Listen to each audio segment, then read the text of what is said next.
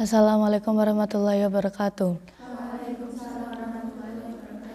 Innal hamdalillah nahmaduhu wa nasta'inu wa nastaghfiruh wa na'udzu billahi min syururi anfusina wa min sayyiati a'malina may yahdihillahu fala mudilla lahu wa may yudlilhu fala hadiya lahu.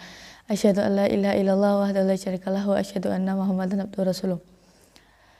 Kepada ustazah yang saya hormati serta teman-temanku yang saya banggakan, pertama-tama marilah kita panjatkan puji syukur atas kehadirat Allah Subhanahu wa ta'ala, yang dimana karena karunia-Nya kita dapat berkumpul di tempat ini tanpa ada halangan suatu apapun. Salawat serta salam marilah kita haturkan kepada Nabi kita, Nabi Agung Muhammad sallallahu alaihi wasallam, yang kita tunggu-tunggu syafaatnya di yaumul akhir nanti. Duduknya saya di sini ingin sedikit memberikan kultum tentang kematian.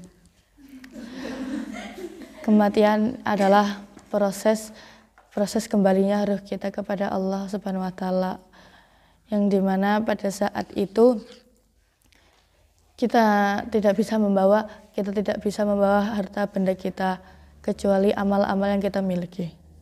Sebelumnya teman-teman semua pasti sudah hafal doa mau tidur sama doa bangun tidur kan? Ayo kita baik. Doa mau tidur. Bismika Allahumma amutu wa ahya. Doa bangun tidur. Alhamdulillahilladzi ahyana ba'dama amatana wa ilayhin nusyur. Kenapa di judul doa tidur itu doa tidur? Padahal kan tidak ada istilah doa tidur, yang adanya itu adalah doa untuk hidup dan mati. Ternyata Allah itu mematikan kita dalam dua tahap. Yang pertama saat kita diambil ruhnya, ya kematian itu. Terus yang kedua saat kita tidur. Sebagaimana dijelaskan dalam Quran surat Az-Zumar ayat 42. A'udzubillahi minasyaitonirrajim. Allahu yatawaffal anfu hina mautiha wallati lam tamut fi manamiha fayumsikul lati qada 'alaihal mauta wa yursilul ukhra ila ajalin musamma inna fi dzalika laayatil liqaumin yatafakkarun. Artinya Allah memegang nyawa seseorang pada saat kematiannya dan nyawa seseorang yang belum mati ketika dia tidur. Maka dia tahan nyawa orang yang telah dia tetapkan kematiannya dan dilepaskan nyawa yang lain sampai waktu yang ditentukan. Sungguh pada yang demikian itu terdapat tanda-tanda kebesaran Allah bagi kaum yang berfikir. Jadi setiap malam kita menghadapi proses kematian, yang dimana apabila kita berpikir tentang itu berarti kita orang yang cerdas. Kalau nggak berpikir berarti belum. Nah, bagaimana kuburan yang gelap bisa menjadi terang?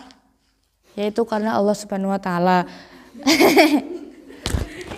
Makanya seorang hamba yang bisa melihat posisi dari surga, dia berteriak, Ya Allah aqimis sa'a, segerakanlah datangnya kiamat.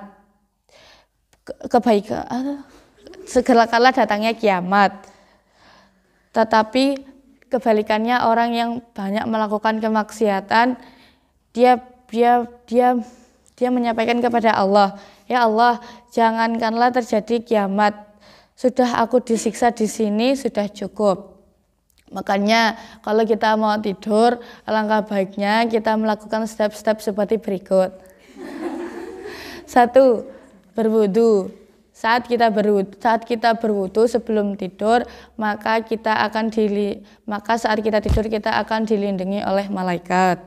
2. Membersihkan kasur dengan membaca A'udzubillahi minasyaitonirrajim. Maka setan yang ada di kasur akan pergi. Yang ketiga, membaca surat Al-Mulk agar kita dijauhkan dari siksa Allah. Yang keempat, membaca 2 ayat terakhir surat Al-Baqarah, yaitu agar kita diberi kemudahan. Terus diberi kelancaran. Terus membaca 3 qul, lalu membaca ayat kursi. Terus kita baru membaca doa bismika Allahumma amutu wa ahya. Setelah itu saat kita tidur kita menghadap ke kanan.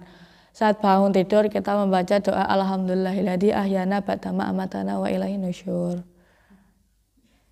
Ya, ingat ya teman-teman, dunia itu hanya sementara, di mana akhirat lah yang sebenarnya. Banyak kekurangan dari saya mohon maaf. Saya akhiri. Nul qalam ya masturun. Assalamualaikum warahmatullahi wabarakatuh.